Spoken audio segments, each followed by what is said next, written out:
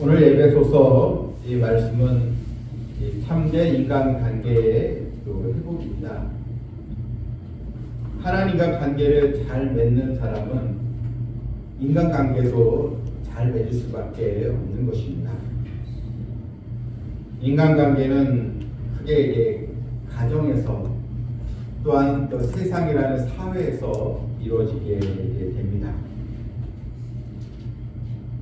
오늘 이 본문에는 자녀들아 주 안에서 너희 부모에게 순종하라. 부모와 이 자녀와의 관계를 또 언급하고 있고 5절부터는 사회에서 직장생활, 사회생활에 관한 그 관계를 이야기를 해주고 있습니다. 지난주에는 이제 부부관계에 대해서 이제 말씀을 드렸습니다. 오늘 이 본문은 2절 보니 내 아버지와 어머니를 공경하라. 이것은 약속의 첫 계명이니 자녀들에게 주는 이 말씀인데 내 부모를 이제 공경하라 했습니다. 여기서 이 공경이라는 것은 부모의 존재를 인정하고 또 감사하며 진정으로 또 존경하는 그 마음을 가지라, 이런 뜻입니다. 공경이 무조건 복종하라 그런 뜻이 아니고 진심으로 나를 일상에 낳게 주신 이 부모에 대해서 감사와 또 부모에 대한 존경의 마음을 가지라는 것입니다. 우리가 이 세상에 태어나 오늘까지 이렇게 살아있게 된 것은 다 부모의 도움이 절대적으로 우리에게 있었기 때문입니다. 부모 없이 어떻게 우리가 이 세상에 태어날 수가 있겠습니까? 우리가 어렸을 때는 이 부모의 도움 없이는 생존할 수가 없는 그런 연약한 자들이었습니다.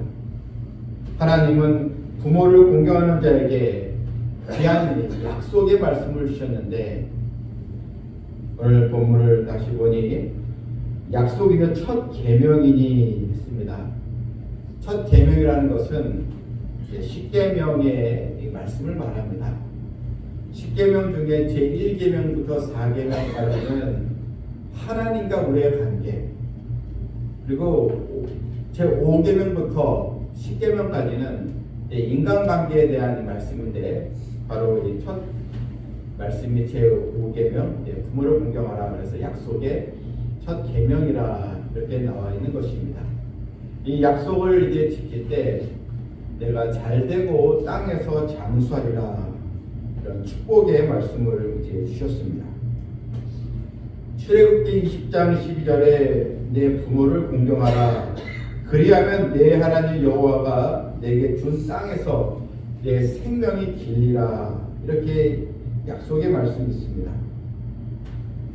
내게 준 땅에서 내 생명이 길리라. 이 땅은 이제 이스라엘 백성들에게 이 가나안 땅을 이제 말하고 있는데 이스라엘 백성들이 가나안 땅에서 잘 살고 또 장수하며 하나님의 축복을 누리기 위해서는 너희는 먼저 부모를 이 공경하는 이 계명을 지켜야 한다는 것입니다. 왜 하나님은 이 부모 공경에 대한 말씀을 강조하신 이유가 무엇입니까? 우리가 부모를 공경할 때, 즉 육신의 부모를 공경할 때 나의 영적인 아버지 바로 하나님을 또 공경하는 믿음을 갖게 될 것입니다. 여러분, 부모에게 불효하는 자식이 진심으로 하나님을 사랑하고 하나님을 경외할 수가 있겠습니까? 그런 법은 아예 없는 것입니다. 현대 사회에서 부모의 공경은 더욱 중요해졌습니다. 오늘날 바쁜 일상생활 속에서 사실 또 자식 제일주의의 그런 또 가정이 많아서 그런지 부모와의 관계를 소중히 여기지 않고 또 가볍게 여기는 그런 또 분위기가 있습니다. 가족의 질서는 중요한 것입니다. 어떤 가정은 또 자식이 우상이 되는 그런 또 가정도 있는데 이것은 잘못된 것입니다. 가족의 가정을 만드신 우리 하나님, 그러니까 하나님을 공경하고 또 부모에게 또 순종하고 또 자녀로서 하나님이 약속의 계명을 지키는 이 성도들이 되어야 하는 것입니다. 어느 글에 나온 내용입니다. 한 이 가정에 대한 이야기인데, 이제 엄마가 이제 저녁을 이제 준비하고 있는데 초등학교 다니는 딸이 하나 있습니다. 이 딸이 이제 엄마에게 자기가 쓴 이제 편지를 이제 엄마에게 보여줍니다. 엄마, 내가 종이에 쓴 글을 한번 읽어봐. 그랬더니 이게 그 내용이, 내 방을 청소한 값 2,000원, 엄마 심부름 다녀온 거 이제 1,000원, 엄마가 시장 간 사이에 또 내가 또 집을 지킨 거 또 3,000원, 또 쓰레기 버린 거 1,000원, 아빠 구두를 닦은 거 4,000원, 또 마당을 또 청소하고 또 빗자루질 한 거 2,000원, 전부 합쳐서 또 13,000원. 이제 이 금액을 이제 엄마한테 달라고 이제 청구서를 이제 보여준 것입니다. 딸은 많은 잘 큰 용돈을 벌 수 있겠구나 이렇게 이제 기대를 하고 있었는데, 이제 엄마가 조금 후에 자기도 그 쓴 종이 뒷면에 글을 적어서 딸에게 이제 줍니다. 내가 너를 내 뱃속에 10달 동안 데리고 다니까 무려 네가 아플 때 밤을 새워가며 간호하고 너를 지켰던 거 무려 너를 키우며 지금까지 열흘 동안 힘들고 또 눈물 흘렸던 거 무려 또 장난감 음식 그리고 내 옷 사준 거 다 무려 너에 대한 내 사랑의 전까지 모두 무료다. 이렇게 이제 엄마가 썼습니다. 딸이 이제 엄마가 쓴 글을 보면서 마음에 이제 양심에 찔리게 된 것입니다. 엄마가 나한테 준 게 이렇게 많구나, 내가 이렇게 사랑을 받고 자랐구나 하면서 엄마 너 사랑해 하면서 딸이 다시 큰 글씨로 전부 다 집을 되었음 이렇게 적었다는 이야기입니다. 여러분, 또 3절 말씀에 이로써 내가 잘되고 땅에서 장수하리라. 약속의 첫 계명, 또 부모를 공경하는 이 계명은 부모는 물론 자녀에게도 그대로 또 적용이 되는 하나님의 약속의 말씀인 것입니다. 또한 부모로서의 또 책임도 중요합니다. 4절 보니 또 아비들아 너희 자녀를 노엽게 하지 말고 오직 주의 교훈과 훈계를 양육하라. 부모의 권위도 중요하겠지만 더 중요한 것은 자식을 키우는 부모의 이 책임입니다. 아비들아, 이 아비 문자적으로는 아버지라는 뜻이지만 사실 부모를 다 지칭하는 말인 것입니다. 이 자녀를 또 어떻게 키우는 것이 중요한데, 주의 교훈과 훈계로 양육하라 그랬습니다. 내 자식이니까 내 방식대로 하는 것이 아니고 주의 교훈과 훈계로, 즉 하나님의 이 말씀으로 자녀를 잘 양육하라. 그러니까 자녀가 하나님의 말씀에 관심을 갖고 또 믿음으로 살도록 잘 또 인도하고 또 지도하는 것, 또 하나님의 말씀대로 자녀를 양육하는 것, 이런 즉 기도하면서 또 자녀를 키우라. 이것이 또 부모의 사명이 되는 것입니다.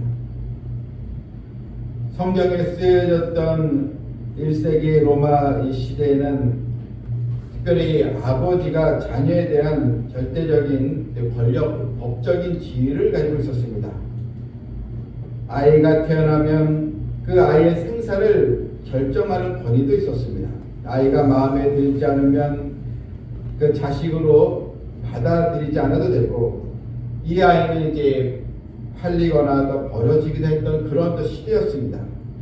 이런 사회적인 상황 속에서 바울은 자녀는 부모의 소유가 아니요 하나님의 형상으로 태어난 하나님의 자녀임을 알고 인간적으로 잘 이 자녀를 귀하게 여기고 말씀을 양육하라. 그것이 이제 바울이 우리에게 주는 말씀인 것입니다. 주의 교훈과 훈계, 그것은 나부터, 즉 부모부터 하나님의 말씀에 인도를 받아야지만 그 말씀대로 또 자녀를 바르게 이끌 수가 있는 것입니다. 여러분, 이삭을 보십시오.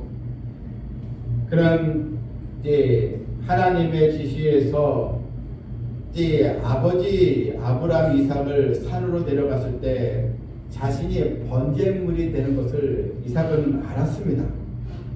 그런데 자신의 몸이 번제로 바치게 될 수도 있는 그런 상황에서 이삭은 도망가지 않고 끝까지 아버지 곁에서 하나님께 어떻게 하실까, 하나님께 모든 걸 맡기고 순종하는 그런 모습을 보여주었습니다.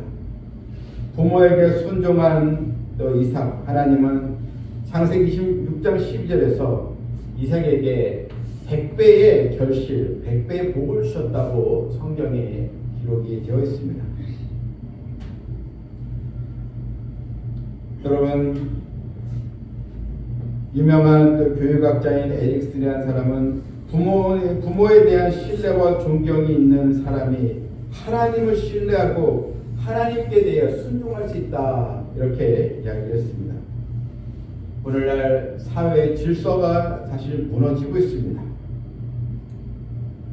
군대에서는 이제 부하들이 상사의 명령을 잘 듣지 않고, 또 학교에서는 오히려 선생이 학생의 눈치를 봐야 되고, 여러분 가정도 이 부모의 권위가 땅에 떨어진 그런 또 시대 상황에 있고, 그래서 이제는 하나님을 공경하는 그런 또 분위기도 점점 사라져가는 그런 완전 질서가 무너진 그 상황에 놓여 있는데, 우리가 가정의 질서를 바르게 세우면서 하나님을 더 공경하는 성도들이 되어야 될 줄 믿습니다. 이제 바울은 5절에서 이제 사회에서의 인간관계에 대한 내용을 다루고 있습니다. 5절을 이렇게 보니 종들아 두려워하고 떨며 성실한 마음으로 육체의 상전에게 순종하기를 그리스도께 하듯 하라. 이 시대는 대부분의 일꾼이 이제 노예였기 때문에 종들아 육체의 상전에게 순종하기를 그리스도께 하듯 하라.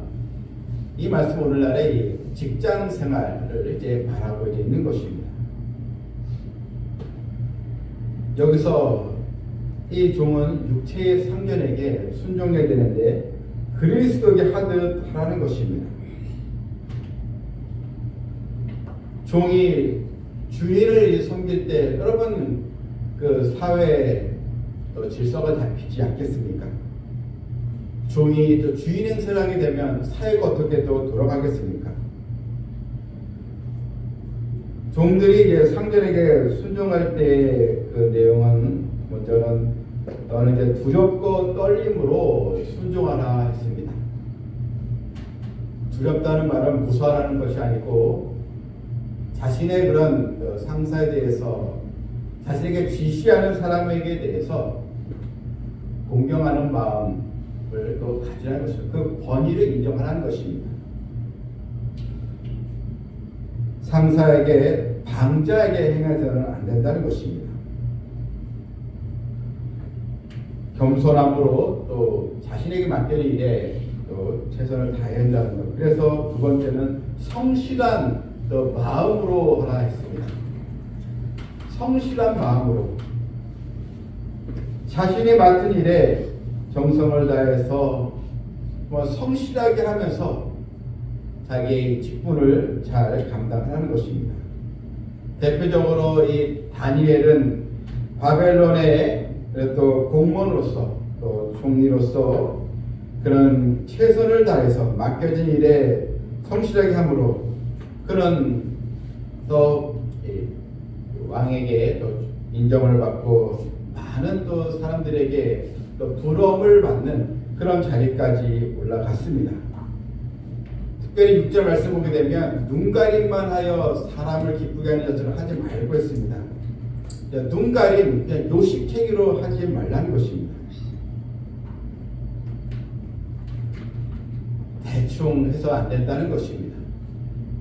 사회생활도 최선을 다해서 우리가 성실하게 할 때 하나님은 우리의 어떤 모습을 보고 기뻐하시고 인정해 주신다는 것입니다. 마음으로 섬기기를 주께 하듯 하라. 그러니까 사람에게 하지 말고 모든 걸 감찰하시고 보고 계시는 하나님을 보면서 비록 좀 불합리한 일이 또 생기고 내가 또 하는 일이 버거워지는 일도 생길 때 그때 원망하거나 낙심하지 말고 하나님의 뜻이 있겠지 하면서 묵묵히 자신의 일을 수행해 나가는 것, 그것이 바로 크리스찬의 또 직업의식이 거기에 되어 있는 것입니다. 9절 또 말씀 보니 이게 또 상전들에게 주는 또 말씀입니다. 상전들아 너희도 그들에게 이와 같이 위협을 그치라. 이는 그들과 너희 상전이 하늘에 계시고, 자, 또 아랫사람을 또 인도할 때 위협을 그치라. 그러니까 자기가 상사라고 해도 요즘 얘기하면 갑질을 하지 말라는 것입니다. 갑질을 하지 말고 그 또 직원을 잘 존대하라는 것입니다. 왜 그렇습니까? 너희의 상전이 하늘에 계시고 하나님이 계시는구나. 내가 또 섬길 하나님이 계시니 하나님의 그 말씀대로 내가 겸손해진 가운데서 또 이 주의 일뿐만 아니라 이 사회의 일도 잘 믿음으로 감당하는 것입니다.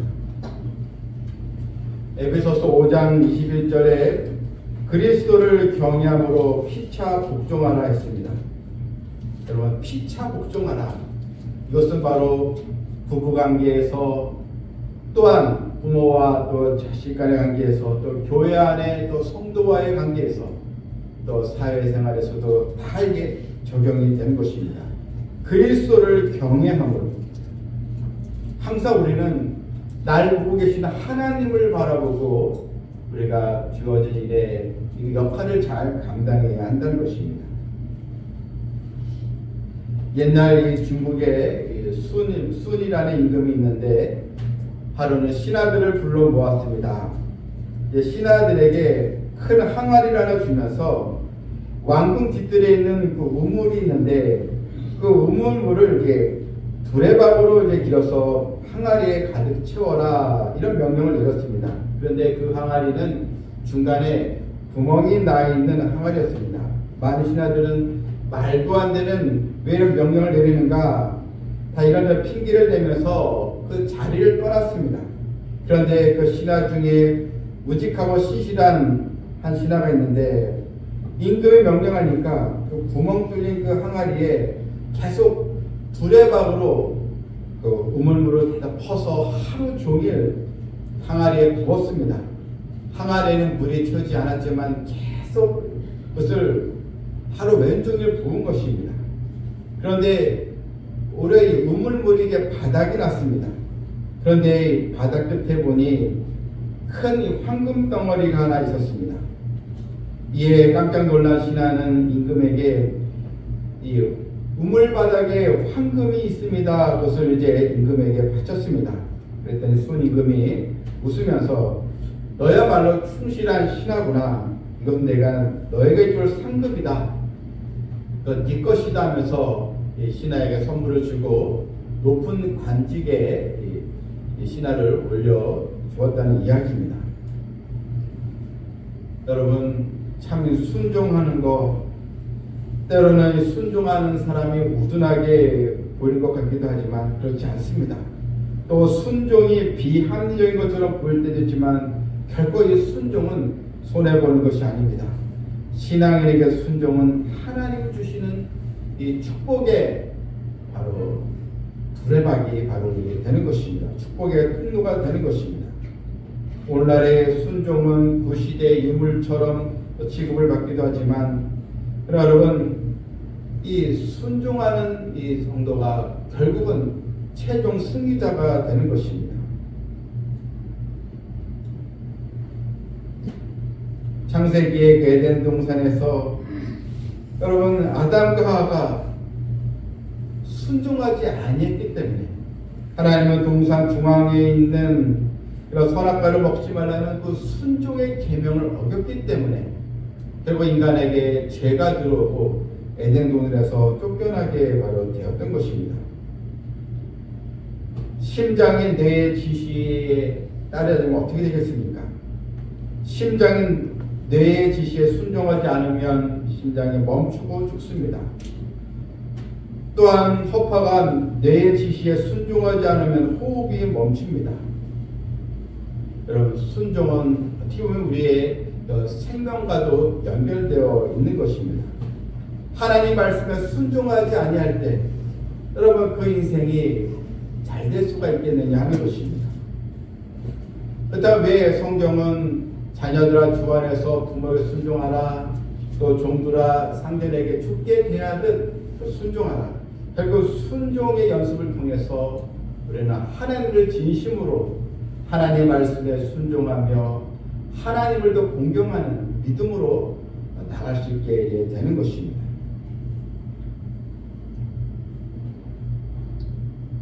롯의 처도 순종하지 아니함으로 그만 돌기둥이 되고 말았습니다.